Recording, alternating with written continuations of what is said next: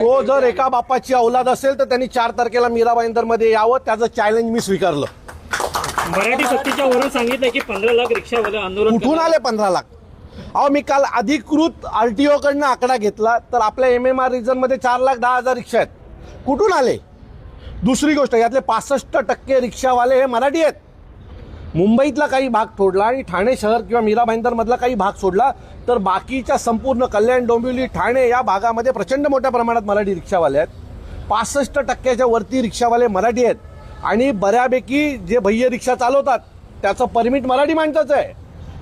कुठून आला हा आकडा 15,000 आणि 4 लाख, 15 लाख आणि 4 लाख?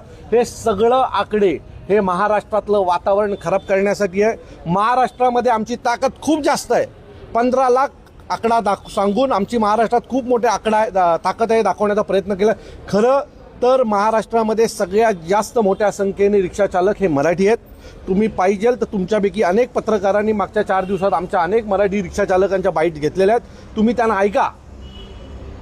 आणि दुसरी गोष्ट, अशीच काही वेळ आली तर आम्ही आमच्या गाड्या काढू, लोकांना घरपर्यंत पोहोचू. महाराष्ट्रातल्या कुठल्याही माणसाला त्रास होईल असं 4 तारखेला घडणार नाही, हे खात्रीने सांगतो. पण त्याच्यानंतर जर रिक्षा रस्त्यावर उतरवल्यात तर त्या रिक्षा UPलाच पाठवू तुमच्यासोबत.